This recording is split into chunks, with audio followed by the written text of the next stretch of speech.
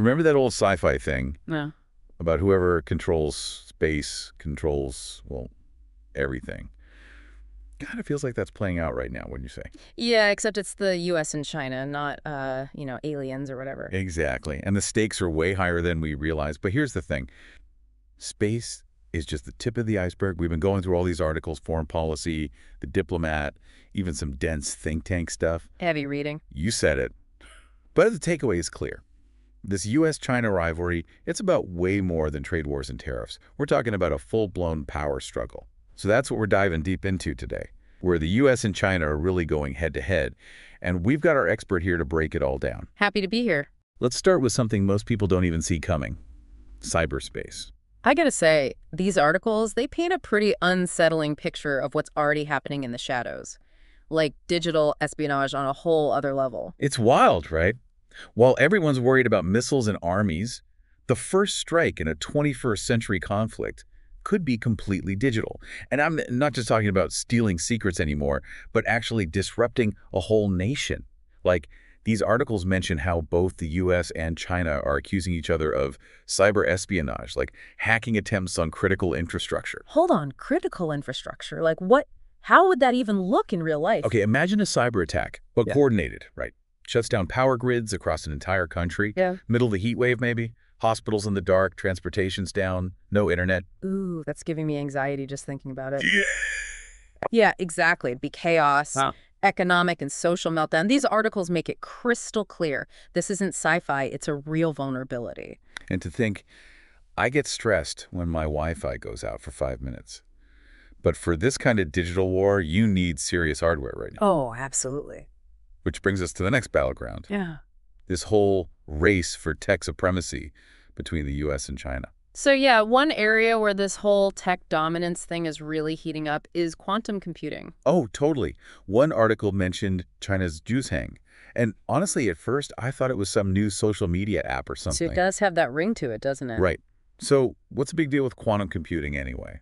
Explain it to me like I'm, well, not an expert. Basically, imagine our current computers like, say, a flip phone. Okay, I'm with you. Quantum computing, that's the smartphone, except way more powerful. We're talking about cracking codes that seem unbreakable now. AI that could, well, it could change everything. So China's basically got the smartphone and we're stuck with our old flip phone. Kind of, yeah. And it's not just quantum. Remember the whole global chip shortage? Oh, don't remind me. Felt like everything was back-ordered for, like, a year. Right. That was just a taste of this battle.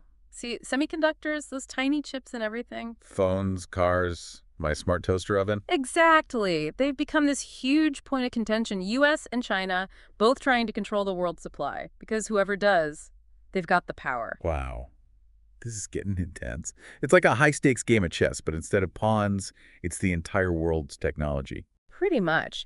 And every move has these huge ripple effects. Like one article mentioned this Dutch company, ASML. Most people haven't heard of them. Me neither. They make the equipment you need to make advanced chips, like essential stuff. And they're caught right in the middle of this U.S.-China tug of war. It's like you think you're buying a solar panel, but you're really participating in this whole power shift. Yeah, it makes you realize this isn't just about the U.S. and China. It's global.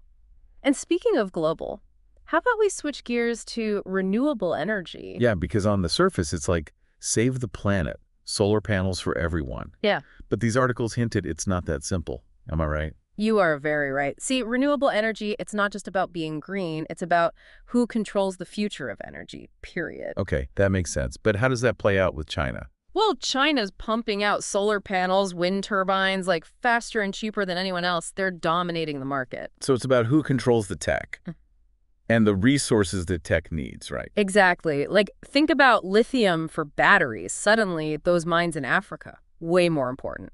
It's almost poetic, isn't it?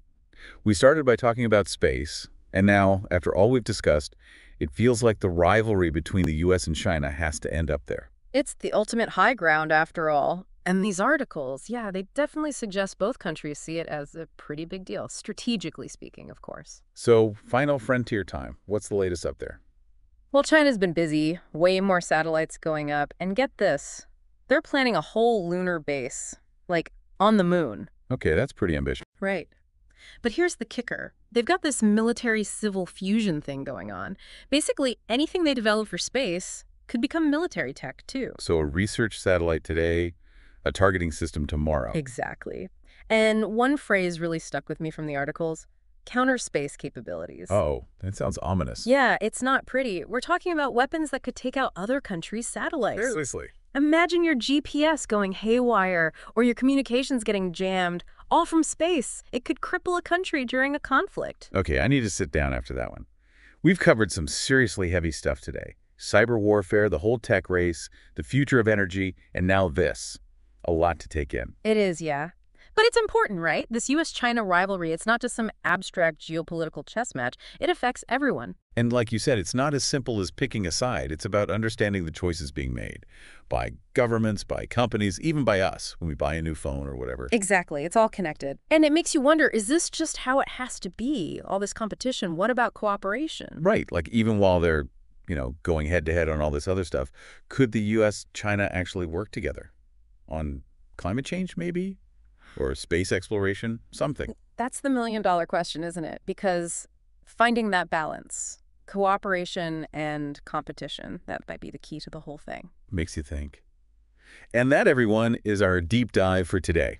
Thanks for joining us, and until next time, stay curious.